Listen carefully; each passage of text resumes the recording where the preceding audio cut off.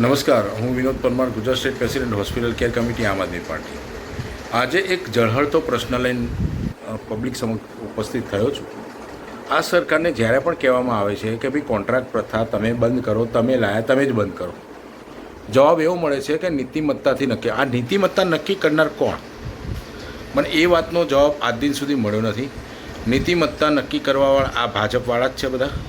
ભાજપે આ જે નીતિમત્તાના કારણે જે નીતિમત્તાથી આ જે ગરીબોનું લોહી ચૂસે છે, જે લોકોને મિનિમમ 495 કે 497 રૂપિયા જે ડેલી વેજીસ આપે છે, એમાં કોઈનું ઘર ચાલે નહીં. છતાં બી આ લોકો છોડવા તૈયાર નથી. એમની જીત છે. અત્યારે હાલમાં એમણે જોયું છે જંતર મંતર પર જે થયું, બરાબર છે. જે યુવાનો હતા, જે જેનજી હતા, એમની જીતથી એમને ઝૂકવું પડ્યું.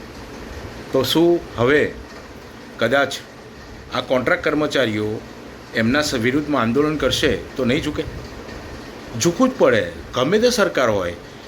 આ લોકશાહી દેશ છે, લોકશાહી છે. લોકશાહીમાં કોઈ સરમુખત્યારશાહી ચાલે નહીં.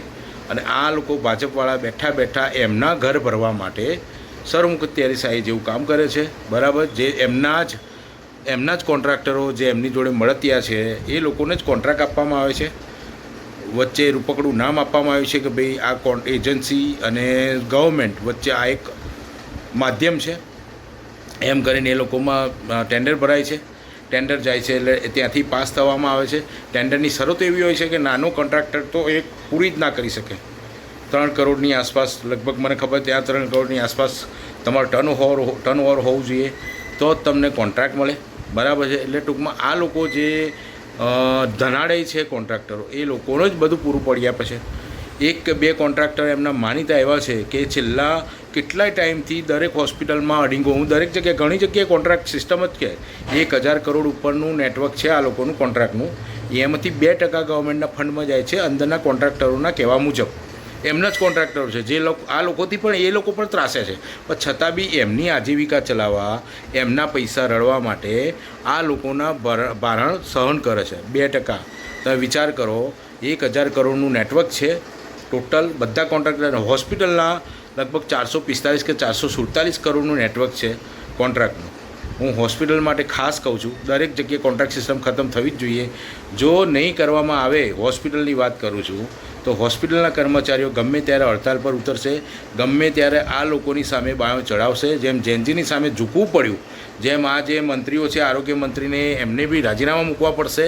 જો આ કોન્ટ્રાક્ટ સિસ્ટમ ખતમ નહીં કરે તો જે તે ગવર્મેન્ટ છે ઉપર, જે બી આકા બેઠા છે, આકા કાકા જે બી બેઠા છે, એ લોકોએ ઝૂકવું જ પડશે. જો નહીં ઝૂકે, નહીં એમની જીદ મૂકે તો ખરેખર હોસ્પિટલનું તંત્ર ખોરંભાઈ જશે. લોકો જે કામ કરે છે એ કામ કરતાં બંધ થઈ જશે. કારણ કે બધાને પૈસાની પડી હોય છે. પૈસા એ લોકો માટે કમાવા અગત્યને, કારણ કે ઘર ચલાવવાનું હોય છે. અને કોન્ટ્રાક્ટરો ઉપર બેઠા બેઠા મલાઈ ખાવાની હોય છે. અને એથી ઉપર મલાઈ આ લોકો જે ભાજપના ભ્રષ્ટ સરકારના જે માણસો છે એ લોકોને ખાવાની હોય છે. એક જ કોન્ટ્રાક્ટરને કેટલાય ટાઈમથી, લગભગ છેલ્લા હું જોઉં છું ત્યાં સુધી 5 વર્ષથી એક જ કોન્ટ્રાક્ટર આ લોકો કન્ટિન્યુ રાખે છે. દરેક હોસ્પિટલમાં જોઈ આવો. હું નામ નથી આપતો, નામ પણ આપી શકું છું. હું ટૂંક સમયમાં આઈટીઆઈ કરવાનો છું. એ કોન્ટ્રાક્ટરનો કેટલા સુધી એ લોકોને કોન્ટ્રાક્ટ આપે છે, કેટલું એમને રૂપિયા ગયા છે, અને આ ઉપરના કહેવાતા અધિકારીઓ જોડે કેટલી સાંઠગાંઠ છે અને કેટલા પૈસા ગયા છે, એની પર હું આઈટીઆઈ કરવાનો છું. અને કાયદેસરની કાર્યવાહી હું કરાવવાનો છું. એ ફાઇનલ છે. અને હવે જો આ સુધારો આ સરકાર નહીં લાવે તો આ સરકારનો પણ સમય, ઉલટી ગિનતી ચાલુ થઈ ગઈ છે. જેમ દિલ્હીમાં થયું એમ અહીંયા થતાં વાર નહીં લાગે.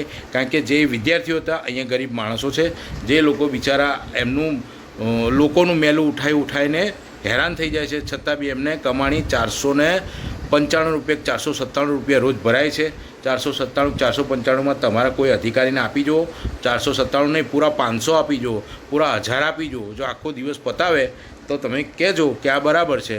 બાકી આ કોન્ટ્રાક્ટ સિસ્ટમ ખરેખર ખતમ કરવી જોઈએ, અને ખતમ કરો તો સારું છે. નહીં તો પછી તમારું પતન થતાં વાર નહીં લાગે. જય હિન્દ, જય ભારત, જય ભીમ.